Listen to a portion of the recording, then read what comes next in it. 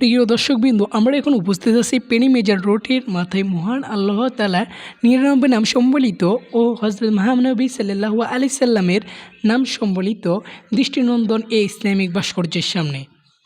আপনারা জানেন যে ইতিপূর্বে এই ইসলামিক ভাস্কর্যটি ধর্মপ্রাণ সকল মুসলমানের হৃদয় কেড়ে নিয়েছে এবং এই নান্দনিক সৌন্দর্যের ভাস্কর্যটি দেখতে প্রতিদিন দূর দূরান্ত থেকে শত শত মানুষ ভিড় জমাচ্ছে।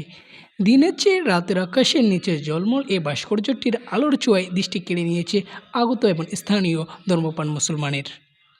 আসুন আমরা এখন কথা বলি কয়েকজন পথচারীর সাথে।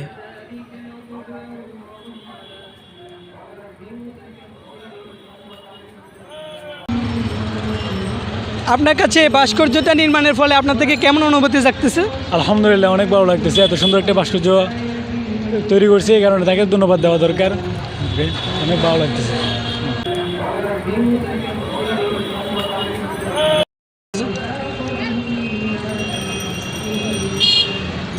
ভাই, আপনি এখানে আজকে কেন আসছেন?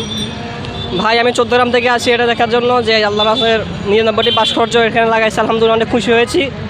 আমরা চাই মুক্তি দিয়ে ভাস্কর্য নয়, এরকম ভাস্কর্য বাংলাদেশ ৬৪ জেলার মধ্যে প্রত্যেকটা জেলার মধ্যে উদ্বোধন হোক এবং কি এটা নিয়ে মানুষ শিক্ষা গ্রহণ করুক ইনশাল্লাহ।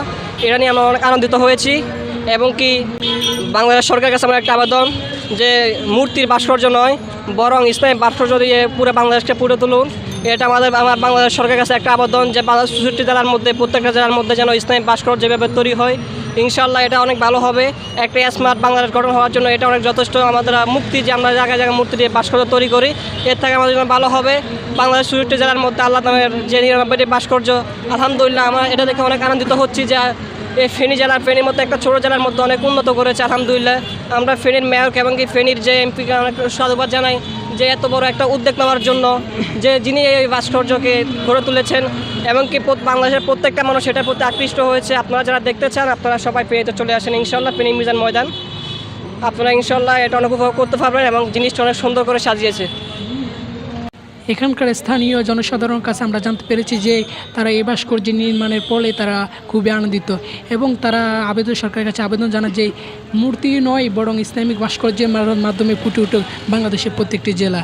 শরীফুল ইসলাম, ডেস্ক রিপোর্ট, শরীফ ইসলামিক মিডিয়া।